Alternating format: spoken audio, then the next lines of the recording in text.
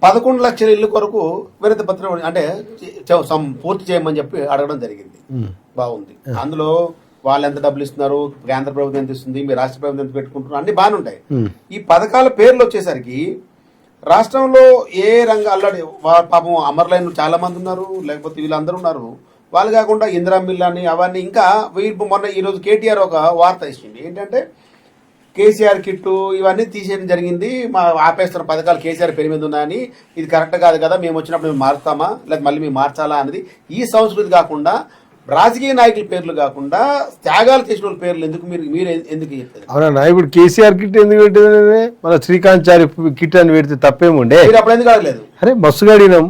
మరి ఇప్పుడు నువ్వు ఇందాక ఇందిరా మిల్ ఎందుకు పెట్టినావు అని అంటూ కేసీఆర్ కిట్ ఎందుకు పెట్టాలనే, శ్రీకాంతాచారి ఉన్నాడు, మన జయశంకర్ గారు ఉన్నారు, ఎంతో మంది అమరవీరులు మన తెలంగాణకు చేసిన ఎస్ఐ కిస్ఐనా ఇది ఉన్నారు కదా, వాళ్ళ పేర్లు పెట్టినండే.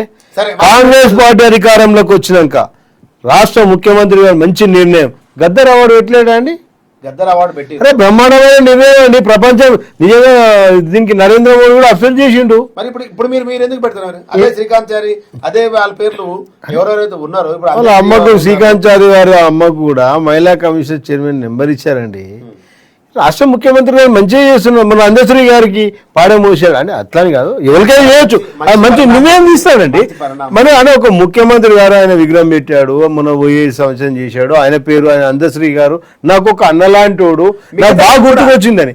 మిగతావి కూడా రాష్ట్రం అనుకూలంగా చెప్పారు, ఏదైతే రాష్ట్ర ప్రయోజనాల కోసం రాష్ట్రంలో ఉన్న పెద్దలు ఎవరైతే ఉన్నారో త్యాగాలు చేసినా వాళ్ళ పేర్లు మీరు ఏదైతే స్మరించుకుంటున్నారో ఇప్పుడు ఈ పథకాల పేర్లు కూడా ఎందుకు మార్చుకోరు? అరే ఇంకా మస్తు కొత్త పథకాలు ఉన్నాయన్న, పెడతారు, చాలా పథకాలు ఉంటాయి, పెడతారు. ఇందిరమ్మ ఇల్లు అనేది ఆనాడు పరిపాలనలో కూడా ఇవాళ రాష్ట్రంలో ఉన్నాయి కూడా. తెలుగుదేశం పార్టీలో పట్టాలు ఇచ్చిన తర్వాత ఆనాడు ఇక్కడ ఉన్న ఇందిరమ్మే ఉన్నాయి. మన ఎయిర్పోర్ట్ కూడా అదే ప్రాబ్లం జరిగింది, మార్చున్నారు, జనరల్ మార్చారు, ఎన్టీఆర్ మార్చున్నారు, అవి ఇవన్నీ. ఈ ఎయిర్పోర్ట్ కూడా ఎందుకంటే ఇలాంటి రాజకీయ లబ్ధి కోసం కాదు. ఆంధ్రప్రదేశ్ లో నేను ఒకటి చూసిన, ఎన్టీఆర్ ది యూనివర్సిటీ మార్చారు, చాలా పొరపాటు. ఆ పొరపాట్లు ఇక్కడ ఉండే అన్న. కేటీఆర్ కిట్ అనేది మార్చిర్రు, కేటీఆర్ కిట్ అవుతుంది అనేది తప్పు, కాకపోతే పేరు మారుతుంది.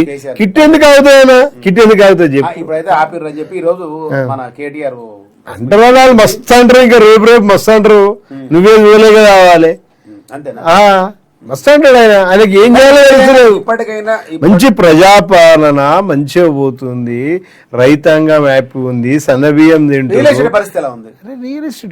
రియల్ ఎస్టేట్ అనేది ఏముంటదండి, ఏముంటది, ఏం కావాలి రియల్ ఎస్టేట్? అంతకు ముందు ఉన్న రియల్ ఎస్టేట్ కి ఇప్పుడున్న రియల్ ఎస్టేట్ నువ్వు 6 సంవత్సరాలు నేను చూస్తున్నా, ఒక 5 సంవత్సరాల నుంచి నువ్వు మైకులు పట్టుకొని తిరిగి ఈడ కబ్జా పెడుతురు, గాజుల రామారావు కబ్జా పెడుతురు, 49 సర్వే నంబర్, ఎంఆర్ఓ ఆఫీస్ పోయినావు, ఆడికి పోయినావు, ఈడికి పోయినావు, ఏమైందన్నా? అప్పుడు ఏమైంది, ఏం చేయను? ఈ రోజు నువ్వు రంగనాథ్ గారికి దగ్గరికి రియాలిటీ షో నడుస్తుంది, రియాలిటీ షో నడుస్తుంది. ఆ రోజు నుండి తిరిగి కబ్జాల కొరకు మాట్లాడితే ఈ రోజు ఏం పేర్లు వస్తున్నాయి? కొండల రెడ్డి, తిరుపతి రెడ్డి చెప్పిర్రు, అది చెప్పిర్రు, ఫోన్లు చేసిర్రు అని చెప్పి అంటారు. నీకు ఒక విషయం చెప్పానన్నా, వాళ్ళ అన్నదమ్ములు నిజంగా కూడా వాళ్ళు ఇంట్లో ఇన్వాల్వ్ లేరు. కొండలరెడ్డి తప్పు ఎవడన్నా అనొచ్చా? ఇప్పుడు కొండలరెడ్డి, తిరుపతి రెడ్డి చేసిరని నువ్వు అంటున్నావు కదా, ఏంటన్నా ఆగిందన్నా? హైదరాబాద్ చేస్తుంది, లంగా మాటలు మస్తు చెప్తారు, మస్తు మాట్లాడతారు. అరే నేనేమంటున్నా, దుర్మార్గమైన మాటలు మస్తు చెప్తారు. వాళ్ళ ఫ్యామిలీ వాళ్ళ అన్నదమ్ములు హైదరాబాద్ వరకు మాట్లాడేది కదా. హైడ్రా వచ్చిన తర్వాత రియల్ ఎస్టేట్ ఆగిపోయింది, హైదరాబాద్ వచ్చిన తర్వాత మొత్తం సిస్టమ్ అంతా ఆగిపోయింది. హైడ్రాతో ఏంటి ప్రయోజనాలు అని మీరు చెప్పండి. హైడ్రా వల్ల వచ్చిన తర్వాత నిన్న మొన్న మీరు కూడా రంగనాథ్ సార్ కూడా ఒక చెప్పిండు, మంచి ఇంటర్వ్యూ చాలా బ్రహ్మాండమైన నిర్ణయం ఇచ్చిండు. చాలా 24 గంటలన్నా 2.5 గంటలు ఇచ్చిండు. కానీ ఆయన ఒక ఆఫీసర్, ఆయన కూడా ఆయనలో ఒక కసి, ఐపీఎస్, ఆయనలో ఒక కసి ఉంది, ఆయనలో ఒక ఆనందంలో కసి కూడా ఉంది. ఆయన ఫాతిమా కాలేజ్ కొరకు చెప్పడం జరిగింది. ఏమనంటే ఫాతిమా కాలేజ్ లో ఎక్కడైతే మనం గట్టు వేసుకుంటామో చెరువు చుట్టూ, ఆ చెరువు వేసుకున్న తర్వాత అప్పుడు గత ప్రభుత్వంలో వేసుకున్న తర్వాత వీళ్ళదంతా సుందరీకరణ చేసి FTL లో ఉందని ఆయన చెప్తున్నాడు. పిల్లలకు డిస్టర్బ్ అవుతుంది అని చెప్పి వాళ్ళకు మళ్ళీ 80% అయితే అంటే మనం రేపు పొద్దున చెరువుని ఇట్లా కబ్జా చేసుకొని చుట్టూ మంచి గట్టు వేసుకొని మిగతా అంతా కబ్జా చేసుకోవచ్చా? అని చెప్పింది ఏముంది, పిల్లలు డిస్టర్బ్ అవుతుంది వాళ్ళకు వాళ్ళకు ఆ స్కూల్ వాళ్ళను మీరు ఎక్కడైనా చేసుకోండి మార్చమని చెప్పారు. ఏమని చెప్పారు అంటే 80% ఫీజులు ఉచితంగా, అంటే చాలా మందికి ఉచితంగా 80% ఇస్తున్నారు, మిగతా 20% మాత్రమే ఫీజులు ఆలోచించుకొని అలాంటి దానికి ఇప్పుడు పల్ల రాజేశ్వర రెడ్డి కూడా 1000 కోట్ల ఉంది, అది కూడా చెప్పిండు. ఓన్లీ ఓఎస్సీ మాట్లాడకు నువ్వు. పల్ల ఓఎస్సీని కాపాడుతురు, ఓఎస్సీకి భయపడుతురు అనే కాదు, మానవత్వంతో మేము ఆలోచన. మరి మరి సూర్య మల్లారెడ్డి హాస్పిటల్ మీరే అంటారు. అదే ఆయన ఏమన్నాడు, కొన్ని వ్యవహారాలు ఖరాబ్ కాకుండా ఐడియా గురించి కొన్ని నిర్ణయాలు మేము కూడా మంచి నిర్ణయాలు తీసుకున్నాం. ఇప్పుడు ఎవడైతే చేస్తారో దానికి చెప్పిండు 1000 కోట్లు అండి. అది మన అమీన్పూర్ చెప్పిండు, షాకింగ్ న్యూస్. అది 10,000 కోట్ల ప్రాపర్టీ తీసిండు. మరి మన గరీబోళ్ళు తీసిండా కూడా తీసి రేపు పేదవాళ్ళకే కదా అంతా, రేపు ఇచ్చిన తర్వాత పేదవాళ్ళకి ఇస్తామని చెప్పారు. దాని కొరకు కాకుండా అసలు సిస్టమ్ కరెక్ట్ గా ఉంటే హైదరాబాద్ అంత ల్యాండ్ ఆయన ప్రొడిక్షన్ చేస్తుండే ఒక ఆఫీసర్. ఆ టీమ్ కు రంగనాథ్ గారు ఇంకా ఉన్న టీం కు అందరికి కూడా నీ తరపున, నీ స్టూడియో తరపున ఇస్తున్నాం. ఎందుకు ఇస్తున్నా అంటే నేను చాలా నీకు ఒక విషయం చెప్తున్నా, హ్యాపీ. ఇవాళ మా హనుమంత్ రెడ్డి గారు ఇన్ఛార్జ్ గారు అంటుండే ఇంత దుర్మార్గమైన, ఇక్కడ మా హనుమంత్ రెడ్డి గారు చెప్పిండు అవుతాడు ఒక మాట డిస్కషన్, ఎంత దుర్మార్గమైన కబ్జాలు పెట్టారండి టీఆర్ఎస్ వాళ్ళు ఇక్కడ.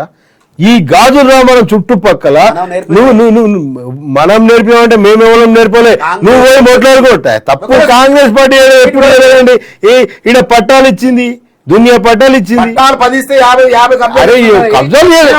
పట్టాలు కబ్జా శ్రీశైలం గౌడ్ దగ్గర నుండి పట్టాలు ఎన్ని వచ్చినాయి, ఎక్కడెక్కడ కబ్జాలు జరిగిన తప్పదండి.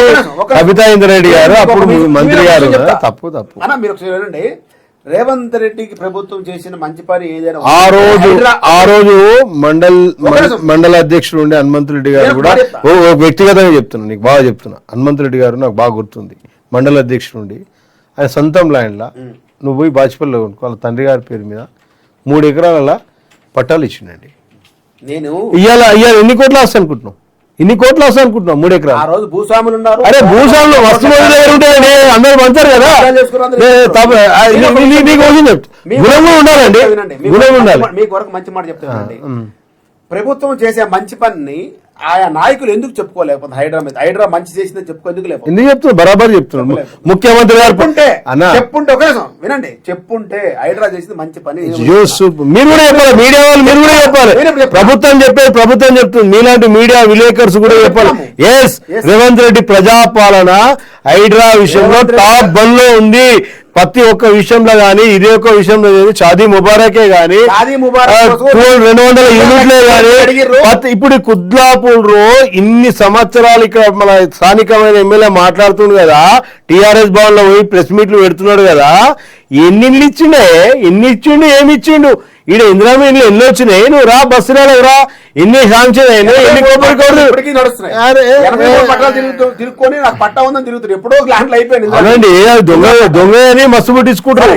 నేను ఇంకో విషయం చెప్తున్నా, కోటేశ్వరరావు సార్ అన్న, నీకు చెప్తున్నా, నిన్నే ఎంఆర్ఓ ఆఫీస్ కాడ నిన్ను బయట పెట్టి గేట్ లోపల పెట్టింది నేను లైవ్ చూసినా. ఈడ కబ్జాలు పెడుతుంటే నిన్ను ఆఫీసర్ టైం ఇయ్యలే, కబ్జాలు పెడుతున్నాను ఎంఆర్ఓ దగ్గర నువ్వు పోతే నీకు ఎంఆర్ఓ టైం ఇవ్వలే. చూసిన నేను ఎంఆర్ఓ సస్పెండ్ చేపించావు, తర్వాత కసిబట్టి నీకు మర్యాద లేకపోతే కసిబట్టి చేసినావు. నీకు మర్యాద నువ్వు ప్రజల గురించి పోయినావు. ఇవాళ అట్లుందా? ఇవాళ నువ్వు ఎంఆర్ఓ దగ్గర పోతే ఏం చేస్తున్నావు? ఎంఆర్ఓ పక్కా చేస్తావు, ఎంఆర్ఓ దగ్గర పోతుంది, ఆర్డీఓ రాస్తుంది, ఆర్డీఓ కలెక్టర్ రాస్తుంది, ఈడ రంగనాథ్ దగ్గర పోతుంది. సిస్టమ్ అనేది 24 hours అండి. తెల్లారి ఆ రోజు ఇప్పుడు ఏ విషయం రంగనాథ్ గారు ఎంత చాలా బ్రహ్మాండమైన మాట, ఎంత పెద్ద ఆఫీసర్ ఆయన చూస్తే ఉత్సాహం అనిపించింది. చెప్తున్నా, రేవంత్ రెడ్డి గారు చేసిన మొదటి మంచి పని ఏదైనా ఉందంటే హైడ్రా కొరకు వివరించడానికి అంత స్తోమత, అంత స్థైర్యము, అంత ఇది కాంగ్రెస్ నాయకులు. అది ఒకటే రైతాంగ రుణమాఫీ అని ప్రపంచంలో అది ఒకటే పని అనకు, అన్ని పనులు మంచిగా చేస్తుడు, ఒకటే పని అనకు. మీకు అర్థం కావట్లేదు, చెప్పింది మీ కొరకే చెప్తున్నా, మీరు అర్థం చేసుకోండి. ఫస్ట్ మీ దగ్గర నాకు అర్థమవుతుంది, ఒకటే పని మంచి పని చేసినావు నువ్వు, అన్ని పనులు మంచి పని చేస్తున్నావు.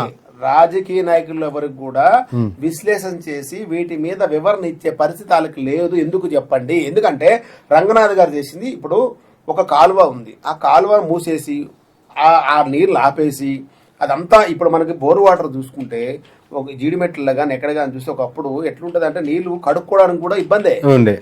ఎందుకు అట్లా జరిగిందంటే మనము కాలువలు మూసేసి దాని మీద ఇల్లు కట్టుకున్నాము. దానికి సంబంధించి ఈ రోజు ఆ కాలువలు వెడల్పు చేసి ఆ నీళ్లు బయటికి పోవడం వల్ల ఆ నీళ్లు ఇంకుడు అవ్వట్లేదు, భూమిలోకి పోవట్లేదు. కాబట్టి మళ్ళీ మనకు పుష్కలంగా వచ్చే తరాలకి ఒక మంచి నీరు ఇవ్వాలి, మంచి వాతావరణం ఇవ్వాలి. 4300 చెరువులు నవాబు అప్పుడు చెరువులు ఇక్కడ సృష్టించారు. చెరువులు ఉన్నాయి కావు, నవాబు ఉన్నప్పుడు సృష్టించాడు ఈ హైదరాబాద్ నగరానికి. 1910లో నవాబు ఉన్నప్పుడు ఆయన మోక్షగొండ విశ్వేశ్వర డాక్టర్ గ్రేట్ ఇంజనీరు ఆయన పిలిచి ఇక్కడ ప్లాన్ అడిగారు. ఏం ప్లాన్? 1,20,000 1,50,000 మంది ఉన్న హైదరాబాద్ జనానికి రాబోయే కాలంలో 5 లక్షలు 10 లక్షల వరకు ఉంటే వాళ్ళకి సంబంధించి నీటి అంటే డ్రైనేజ్ మంచినీరు, ప్రపంచంలో మంచినీరు డ్రైనేజ్ వ్యవస్థ ప్రపంచంలో ఎక్కడైనా బాగుందంటే ఓన్లీ హైదరాబాద్ నగరంలోనే. ఈ డ్రైనేజ్ అనేది అండర్ గ్రౌండ్ లేకపోతే, డ్రైనేజ్ అనేది బయటగా ఉంటే ఆ నగరం అభివృద్ధి కాదు. పంజగుట్టల డ్రైనేజ్ ప్రాబ్లం అయితే డైరెక్ట్ ముఖ్యమంత్రి పోయిండా? నేను బాగా చెప్తున్నా, ముఖ్యమంత్రి గారి శ్రద్ధ ఎంత ఉందో మీరు అర్థం చేసి అర్థం కావట్లేదు. ఆయన శ్రద్ధ ఉంది, ఆయన కింద ఉన్న మంత్రులు కేసీఆర్ పథకాలు బంద్ అయితే కేటీఆర్ అని చెప్పి చెప్తారండి, మాట్లాడతారు. అడిగింది అది చెప్తా, అది కూడా అడుగుతా. చెప్పేది మీ నాయకులు ఎవరైతే ఎమ్మెల్యేలు ఉన్నారో, ఎవరైతే మంత్రులు ఉన్నారో, ఎవరైతే, ఎందుకంటే దీని వల్ల రాబోయే తరానికి రాబోయే కాలానికి రేవంత్ రెడ్డికి మంచి పేరు వస్తుంది. అందుకే ఈ మంత్రులు ఎవరైతే ఉన్నారో వాళ్ళు కసిగట్టుకొని చెప్పట్లేదో తెలియదు. కానీ హైదరాబాద్ నగరం ఒకటే కాదు, ప్రపంచంలో మన భారతదేశంలో మన మంత్రులు కూడా చెప్తున్నారు. పొంగులేటి శ్రీనివాసరెడ్డి మీటింగ్ లో కూడా మీరు ఏంటండి, మళ్ళా ఇక్కడ మళ్ళా మంత్రి మన గౌడ్ సాపు ఉన్నాడు కదా, పొన్నం ప్రభాకర్ గారు ముఖ్యమంత్రి గారు చెప్పిన దాన్ని ప్రతిదీ అదే అర్థం కావట్లేదు. చేసింది ప్రజలకు చేస్తలేరని 2019-24 మధ్యలో ఆంధ్రప్రదేశ్ అన్ని మంచి పనులు చేసినప్పుడు 2014-19కి వచ్చేసరికి వాళ్ళు చెప్పుకోలేకపోయారు. ఎవరు స్వార్థపరులు అయిపోయారు తప్ప ప్రభుత్వం ఇంత మంచి పని చేస్తుంది, వీటికి సంబంధించి మనం ఎలా ముందుకు తీసుకెళ్దామని చెప్పి రేవంత్ అన్న టీం సోషల్ మీడియా నడుస్తూనే ఉంది. రేవంత్ అన్న ఈ రోజు ఏం ప్రోగ్రామ్ చేస్తుండో రేపు సోషల్ మీడియాలో అన్ని పిక్లు వస్తూనే ఉన్నాయి. ఆయన యువతనే అనుకుంది. రంగనాథ్ బయటకు వచ్చి చెప్పుకోవాల్సిన పరిస్థితి వచ్చింది తప్ప రంగనాథ్ చేసే మంచి పనులు చెప్పుకోలేకపోతున్నారని చెప్పి అంటున్నాను. తప్పు ప్రభుత్వం చెప్తూనే ఉంది. ఆయన ముఖ్యమంత్రి గారు ప్రతి మీటింగ్ లో కూడా చెప్పిండు, ఇది నా ఇంటి గురించి కాదు, నా కబ్జా గురించి కాదు, ప్రభుత్వం జాగా, ప్రభుత్వం హైదరాబాద్ డెవలప్ కావాలనేదే నా ఆశ అని ఎన్నో మీటింగ్లలో చెప్తున్నాడు రంగనాథ్ గారు. అర్థమయ్యే విషయం బూతులు కాదు, బూతులు ఏం చెప్పలేదు. అర్థమయ్యే విషయం ఏంటంటే ఇది రేపు తరానికి మన కొరకు కాదు, భవిష్యత్ తరానికి చేసే. ఇప్పుడు ముఖ్యమంత్రి రేపు తరానికనే ఒక జీవోది ఇచ్చి ఒక రంగరావు ఆయన అంత పెద్ద రంగనాథ్ సార్ పెట్టి ఒక వ్యవస్థను పెట్టి దానికి 1,200 కోట్లు ఇచ్చి ఒక వ్యవస్థను పెట్టి ఒక వ్యవస్థను నడిపిస్తాడు. ఆయనకి ఏంటంటే ఆయన నడిపిస్తలేడు, చెప్పుకోలేకపోతున్నాడు. ఇప్పుడు నాకు అర్థమైంది ఏంటంటే నాయకులు ఎవరు కూడా ఎలా చెప్పాలి అనేది వాళ్ళ క్లాసులు ఇవ్వాలేమో నాకు అనిపిస్తుంది. మీ మాట అన్ని మా మంత్రులు గారు అందరూ చెప్తూనే ఉన్నారు, ఎమ్మెల్యే గారు చెప్తూనే ఉన్నారు. ఇక్కడ మా ఇన్ఛార్జీలు, ఇప్పుడు ఇక్కడ ఉన్న మా నాయకులు కూడా హైడ్రా నుంచి అన్ని పనులు అవుతున్నాయని కాదు. ఐడియల్ చెరువు దగ్గర నుంచి అశోక్ వన్ బ్యాక్ సైడ్ ఉన్న ఏదైతే వాటర్ లైన్ డ్రైనేజ్ లైన్ ఉందో ఆ లైన్ ఇంత ఉండేది, ఇంత చేసి దాని మీద ఎవరు అపార్ట్మెంట్ కట్టారో మీకు తెలుసో తెలియదమ్మా, నాకు తెలియదు. ఆ అశోక్ వన్ వెనకాల ఉన్నది కుకట్పల్లి ఒక పెద్ద ఆయన ఎమ్మెల్సీ కొడుకు, ఆయన అయితే రాజకీయాలు ఉండడు కానీ మొత్తం డ్రైనేజ్ మొత్తం వ్యవస్థ మూసేసి తీసుకోపోతుందా ఆ పేరు నాకు నేను పోతా, నీకు ఫోటోలతో సాయిస్తాం, ఫోటోలతో పేపర్ వర్క్ నాకు నేను పోతా. అరే నువ్వు చేసేది మాజీ ఎమ్మెల్సీ అయితే ఏముంది, రాకపోతే ఏముంది, ప్రొఫెసర్ అయితే ఏముంది.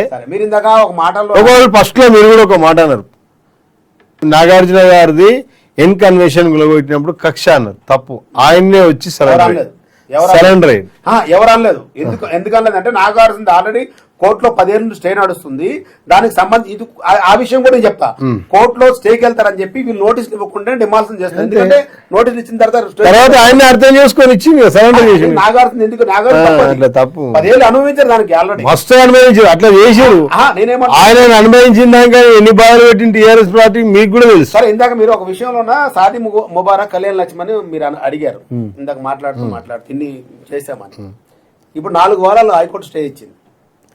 అన్న హైకోర్టు స్టేలో కూడా ఆయన ఏంటంటే ప్రభుత్వ నిధానాలు ఒక నాకు తెలిసినట్టు నేను కూడా చూసిన వీడియోలో, అంటే ఏదన్నా పథకం అనేది ఎవరమైనా చేయాలనుకుంటే నేను చూసినట్టు ఆయన మాట్లాడింది అసెంబ్లీలో తీర్మానమో ఏదో గవర్నర్ ఆమోదమో అట్లా ఉండాలన్నట్టు ఏదో అది లేకుండా నడుస్తుంది. దీన్ని విచారణ ఏమైనా ఆపలే, దీన్ని 4 వారాలలో ఈమన్నట్టు ఇచ్చినట్టు ఏదో అనుకుంటున్నారు. అంతేగాని ఆపడం అనేది ఆగది. అది 4 వారాల వరకు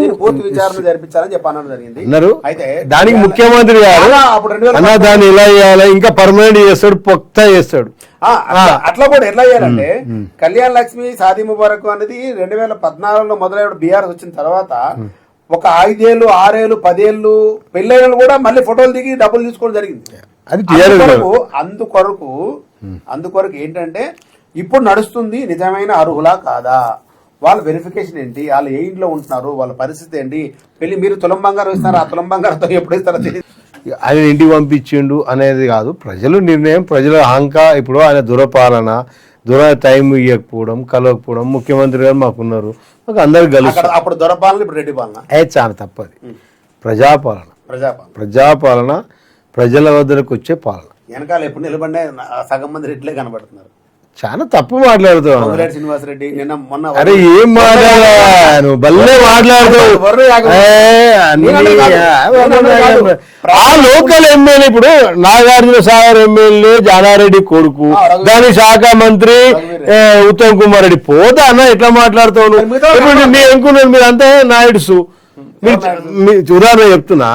ఇప్పుడు నేను అడుగుతున్నా, మా పరిపాలన ఎంత బాగుంది. నేను ఏది అడిగినా సరే గుర్తుపెట్టుకోండి, ప్రజల దగ్గర నుండి ఏవైతే వస్తుందో రేపు తప్పు మొన్న ఉన్న యాగంలో అంతా రెడ్డిలు అనడం చాలా పొరపాటు. పంతులు కూడా రెడ్డిసేనా? నువ్వు మాట్లాడే మాట మాట్లాడుతావు, నువ్వు భలే మాట్లాడుతావు. అదే ఇప్పుడు ఉత్తమ్ కుమార్ రెడ్డి రెడ్డి మంత్రి పోవాలా వద్దా? లేకుండా వేసినావు. మాకు వేసిన చైర్మన్ అని కాదు, 100% హైదరాబాద్ చుట్టుపక్కల అంతా రేవంత్ రెడ్డి ఫ్యాన్స్. ఆనాడు ఎంపీ గెలవడం కూడా అదే, రేపు అన్ని కార్పొరేటర్లు గెలవడం కూడా అంతా బరాబరి 100%. అసలు కార్పొరేషన్ పెడతారా? పెడతాం బరాబరి. ఎప్పుడు ఉండొచ్చు? నవంబర్ ఎండింగ్, ఫిబ్రవరిలో అయిపోయింది, నోటిఫికేషన్ లేదు. అరే పెడతాం బరాబర్ పెడతాం. ఇప్పుడు మీకు ఇంటిమేషన్ ఉందా? బరాబర్.